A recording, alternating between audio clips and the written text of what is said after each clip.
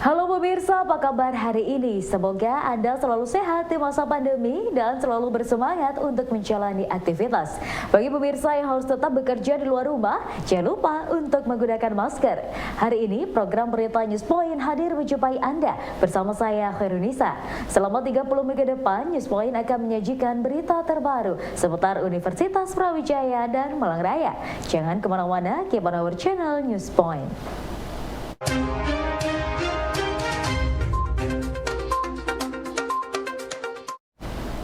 Kerusakan lingkungan aliran sungai hingga waduk membutuhkan solusi lintas bidang. Salah satu pendekatan solusi tersebut menggunakan teknologi manajemen yang berbasis pada perencanaan yang matang dan terpadu.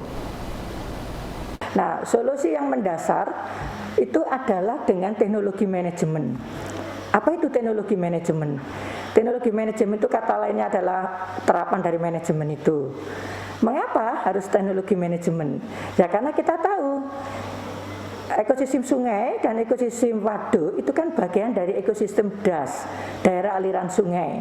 Dan daerah aliran sungai itu adalah suatu sistem daratan dan perairan. Jadi suatu keterkaitan yang sangat terpadu antara daratan dan perairan. Apapun yang terjadi di daratan itu akan langsung berpengaruh terhadap kondisi perairan.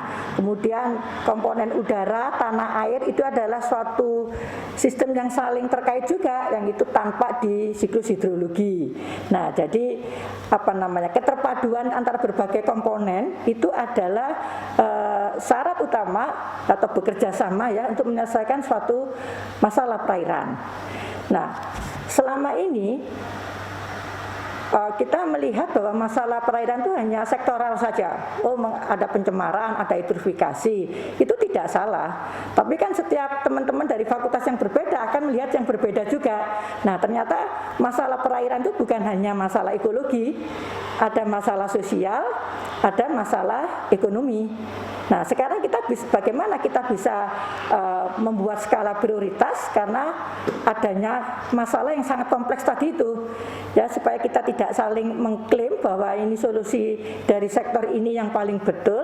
Nah, itu kita harus duduk bersama.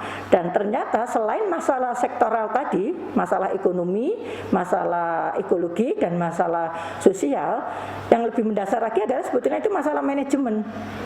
Nah, manajemen itu dasarnya kan perencanaan. Jadi perencanaan itu menjadi dasar, menjadi masalah sebetulnya. Jadi karena masalahnya perencanaan dalam manajemen, ya solusinya harus perencanaan.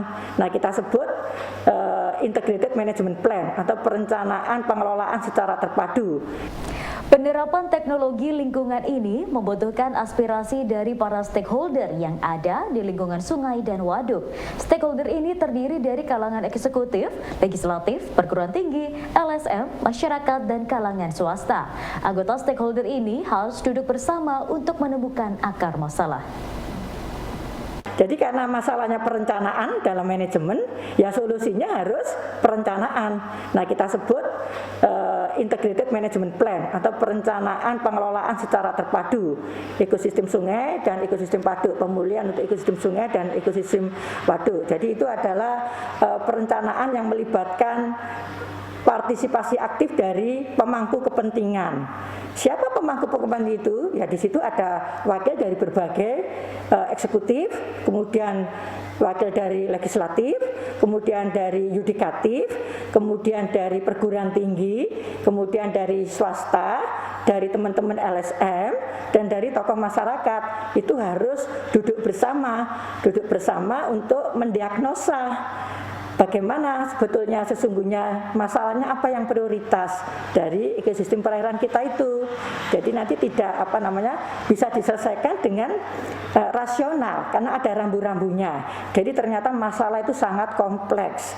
Nah, kemudian saya bilangnya embrio forum ya, dari anggota stakeholder tadi itu, mereka setelah mendapatkan profil masalah dari suatu masalah perairan misalnya, nah itu harus bisa menentukan, memilih mana ini masalah yang paling pokok. Apa menjadi prioritas dari masalah ini? Apakah masalah ekologi, atau masalah ekonomi, atau masalah sosial? Nah itu kita berikan rambu-rambu dengan membuat metrik skor ELI ya, extension, leverage, dan intensity. Nah itu artinya apa di situ? Jadi stakeholder tadi, pemangku kepentingan tadi akan bersama-sama membuat skor setiap masalah, diberi skor ya, tentu saja dengan data yang akurat yang dimiliki oleh perguruan tinggi atau badan-badan penelitian. Makanya perguruan tinggi harus masuk dalam komponen stakeholder, karena scientific information-nya kan ada di perguruan tinggi dan lembaga penelitian. Itu bersama-sama akan memberikan skor pada setiap masalah perairan yang sangat kompleks tadi itu. Nah, masalah yang mempunyai ELI tinggi, mempunyai skor tinggi, itulah yang menjadi masalah prioritas. Siapa yang memutuskan? Ya pemangku kepentingan tadi, berdasarkan data-data yang dimiliki oleh perguruan tinggi dan badan-badan litbang, juga dari dinas-dinas terkait dari stakeholder tadi itu.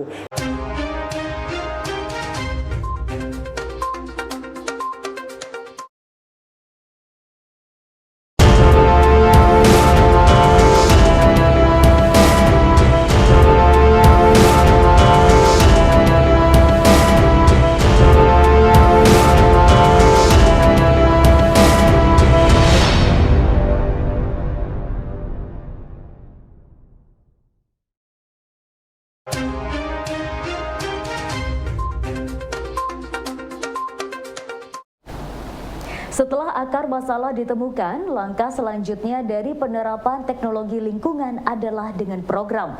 Pelaksanaan program ini membutuhkan kerjasama anggota stakeholder. Masing-masing stakeholder harus berbagi tugas untuk melaksanakan berbagai program yang sudah dicanangkan. Ya, setelah ketemu komponen masalah itu belum selesai sebetulnya. Ya, setelah ketemu prioritas masalah atau masalah utama itu belum selesai. Kita harus tahu apa sebabnya, apa akar masalahnya. Jadi belum selesai. Jadi prioritas masalah atau masalah pokok yang telah ditetapkan oleh pemangku kepentingan itu harus didiskusikan lagi dengan stakeholder ya, untuk mencari tahu sebab utamanya. Sebab utamanya itulah yang kita sebut dengan akar masalah. Jadi akar masalah itu adalah proses ya, menemukan akar masalah itu proses diskusi dari stakeholder tadi. Kemudian sampai di mana akar masalah itu berhenti, kesepakatan daripada stakeholder atau pemangku kepentingan tadi itu. Jadi kita harus serius menentukan akar masalah supaya nanti tidak salah dalam memberikan solusi. Nah, setelah ketemu akar masalahnya yang disepakati oleh stakeholder, tentu saja akar masalah yang bisa dipertanggungjawabkan secara ilmiah, sangat rasional. Nah, baru kita memikirkan solusinya. Nah, solusinya dalam manajemen itu berupa program. Nah, program-program apa yang akan dilakukan untuk menyelesaikan masalah? Nah, program-program itulah yang akan nanti dikerjakan bersama-sama oleh stakeholder. Jadi di situ ada pembagian tugas yang jelas. Jadi misalkan kalau ada kondisi pencemaran, siapa ini bagian yang memberikan penyuluhan kepada masyarakat? Siapa ini bagian yang memberikan penyuluhan tentang pentingnya limbah itu diolah? Siapa ini bagian yang memberikan solusi penyuluhan tentang manajemen lahan yang bagus? Jadi di sini ada pembagian tugas yang jelas di antara stakeholder, termasuk dananya dari mana. Nah, dananya dari mana? Itulah peran dari komponen stakeholder yang diwakili oleh swasta. Jadi masing-masing itu ada pembagian tugas yang jelas, siapa melakukan apa, di mana, bagaimana, dengan siapa, dananya berapa. Nah, itu kita sebut dengan program jangka panjang ya. Program jangka biasanya antara kalau kita ini kan diperuntukkan untuk teman-teman middle manager, kepala daerah, itu biasanya 5 tahun sesuai dengan masa jabatan mereka. Jadi ada 5 tahun, ada 1 pendek. Jadi 5 tahun itu apa yang harus dilakukan stakeholder untuk menyelesaikan masalah ini. Kemudian program setahunan jangka pendek, nah itu yang harus dilakukan oleh actionnya, aksi programnya yang dilakukan oleh masing-masing komponen tadi, stakeholder yang bersama-sama menyelesaikan masalah. Suasana riang dengan motivasi tinggi menjadi salah satu suasana yang dapat dimunculkan melalui segelas minuman. Hal tersebut menjadi salah satu andalan di DW Coffee dengan meracik minuman yang mampu mempercepat move bagi peminumnya. Racikan minuman yang diberi nama Move On Chino ini dapat ditemui di DW Coffee yang buka dari pukul 7 pagi hingga 11 malam. Kita bukanya jam 7 pagi sampai jam 11 malam. Itu berarti di dua outletnya sama? Sama. Terus untuk minuman dan pokoknya yang dijual di DW Cafe sendiri, Mas? Kalau menu signature kita itu ada Mochaccino. Mochaccino itu mochaccino sebenarnya. Dikasih nama Move On itu karena di mochaccino kan ada coklatnya. Coklatnya itu kandungannya bisa bikin good mood, makanya dinamain Mochaccino itu biar cepat move on. Selain Mochaccino ada juga produk kita coklat harum sama roti celup. Jadi satu paket 10.000 itu satu minuman dan satu roti celup. Cara nikmatinya sih langsung dicelup, langsung dimakan. Terus untuk menu yang favorit, Mas, di sini? Kalau menu yang favorit, kebetulan menu signature kita dua-duanya favorit, Mochaccino sama roti celup itu. Makanya sering kita combine pakai paket, kayak paket sama roti panggang, paket sama minuman lain, gitu sih. Untuk kisaran harganya sendiri, Mas? Kalau kisaran harganya cukup terjangkau. Untuk minumannya mulai dari 8.000 saja. Kalau snacknya mulai dari 3.000. Suasana kafe yang nyaman untuk bekerja dan beraktivitas bersama sahabat menjadi konsep utama dari DW Cafe. Memiliki letak di Jalan Bogor, Kota Malang yang dekat dengan berbagai kampus menjadikan DW Cafe hadir untuk membantu mahasiswa dalam beraktivitas. Prayudi menyebut selain sebagai kafe, tempatnya juga dapat disulap menjadi coworking space untuk mengerjakan tugas kuliah, diskusi, hingga bekerja. Kalau konsep kafenya sendiri sebenarnya larinya lebih ke semi-semi warung kopi ya, cuman kita namanya coffee shop. Rada working space, cuman dengan harga yang lebih kecil. Ya, tipikal working space kan di setiap mejanya kan disediain colokan. Intinya konsepnya kita itu cocok buat anak-anaknya atau orang-orang yang mau produktif sama orang-orang yang mau nongkrong. Terus selain pengunjung bisa datang ke sini, bisa dibeli via apa, Mas? Via Grab ada, GoFood ada, Shopee juga ada. Beberapa paket kita juga kalau aktivasinya di online lebih murah, kayak di Shopee kan ada promo 60% tuh, minimum brand 30.000. Nah itu jadinya di kita itu tinggal 17.000 apa 18.000 itu udah dapat 3 minuman 1 snack gitu kan.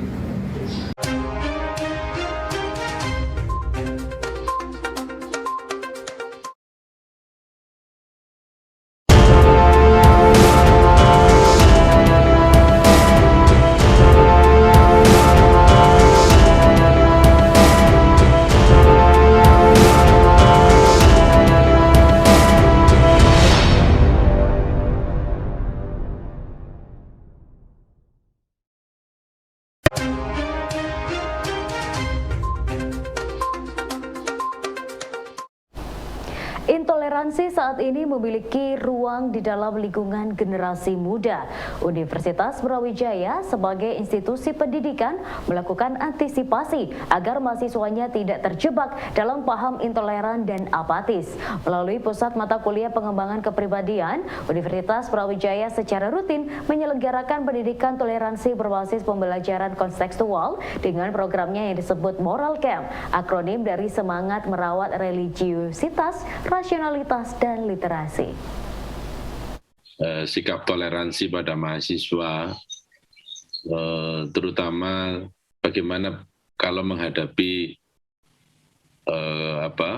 aliran yang berbeda misalnya, gitu. Tapi sikap mereka memang mengejutkan sih dulu waktu itu. Jadi salah satu jawaban mereka itu dia minta negara, instrumen negara untuk bisa menyingkirkan kelompok-kelompok ini, gitu. Kelompok yang tidak sepaham dengan mereka waktu itu. Dan survei terakhir juga itu ya cukup mengejutkan karena di samping mereka apatis ya memang budayanya ya. Mereka apatis menurut saya. Ya meskipun itu masih survei yang saya kira datanya perlu dipertanyakan dan debatable, tapi itu kan pendahuluan awal kita melakukan riset yang agak serius. Tapi itu cukup mengejutkan karena cukup banyak yang waktu itu mengarah pada dukungan terhadap ideologi khilafah lah waktu itu, seperti itu. Nah, tetapi kita spesifikkan riset ini karena memang ketika kita melihat fenomena seperti itu kan pusat MPK kan kemudian membuat kegiatan moral camp ini kan. Moral camp itu yang sudah cukup lama, sejak tahun 2018. Akhirnya kita menemukan tempat di Wagir, Sukodadi Wagir itu tempat yang plural begitu. Kita rekrut mahasiswa lintas fakultas, kemudian mereka tinggal di sana selama 3 hari, belajar kepada masyarakat dan seterusnya.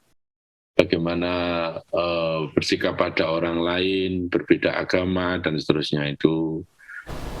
Pendidikan Toleransi Moral Camp yang diselenggarakan oleh Pusat Pengembangan Kepribadian Universitas Brawijaya mampu merubah pemahaman mahasiswa tentang toleransi terhadap sebuah perbedaan, baik perbedaan agama, aliran, dan kepercayaan. Sebenarnya kami berkeyakinan bahwa jadi dari hasil beberapa testimoni mahasiswa setelah mengikuti Moral Camp itu memang mereka akhirnya kesadarannya berubah. Jadi apa yang dipikirkan selama ini itu ternyata salah itu loh. Ada orang lain yang berbeda dengan dirinya. Dia kan diinapkan di rumah penduduk yang berbeda agamanya dengan dia. Ya begitu. Jadi misalnya dia Islam ya ditaruh di Hindu gitu. Kalau dia Hindu ditaruh di Islam dan seterusnya.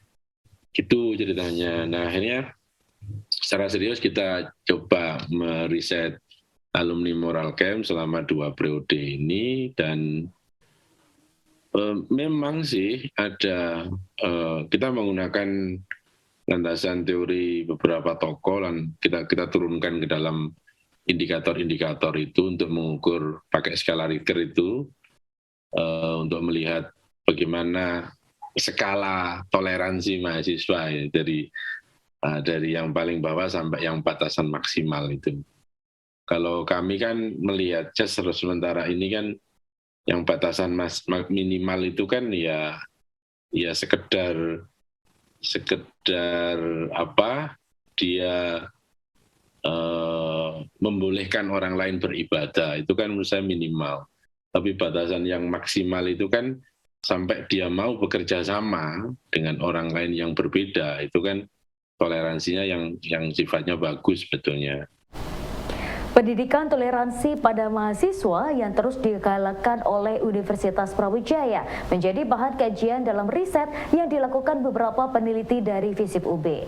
Dalam penelitian dengan judul Efektivitas Pendidikan Toleransi Moral Camp pada mahasiswa Universitas Brawijaya ini digunakan landasan teori sikap toleransi dari beberapa tokoh yang dikategorikan dalam dimensi internal dan eksternal. Hasilnya, toleransi mahasiswa UB masih berada dalam dimensi internal dan pasif. Kami kan membagi teori-teori tentang toleransi dari beberapa tokoh seperti Gus Dur, Magnus Suseno, Romo Mangun dan seterusnya itu kan kemudian secara akademis kita bagi menjadi 2 kategori. Ada yang dimensi internal dan dimensi eksternal. Kalau dimensi internal itu memang lebih mencakup pada sikap dirinya sendiri pada orang lain. Tapi kalau dimensi eksternal itu lebih apakah dia mau untuk misalnya menyayangi orang yang berbeda dengan dirinya, bekerja sama dengan orang yang berbeda dengan dirinya. Nah, memang hasilnya, kenapa dikatakan toleransi pasif itu, karena memang yang lebih tinggi ternyata pada skala internal dia masih oke kalau ada orang yang berbeda dengan dirinya, dia masih toleran, dia masih menghormati begitu. Tapi kalau misalnya ada kasus, ada kelompok tertentu menyerang orang kelompok lain yang berbeda, dia diam posisinya. Harusnya kan dia terlibat untuk kemudian secara aktif, paling enggak kemudian bagaimana kondisi ini bisa damai lagi begitu. Nah, hal-hal seperti itu sebetulnya yang perlu ditingkatkan menurut saya. Artinya bahwa toleransi pasif itu memang belum cukup, tapi harus ditingkatkan ke toleransi yang aktif itu. Ya pemirsa, informasi tadi sekaligus menutup perjumpaan kita hari ini. Jangan lupa saksikan News Point setiap hari pukul 19.30 waktu Indonesia Barat hanya di UBTV, Televisi Pendidikan Universitas Brawijaya. Saya Khairunisa dan seluruh kru yang bertugas pamit undur diri. Tetap patuhi protokol kesehatan, wajib menggunakan masker. Terima kasih dan selamat beraktivitas.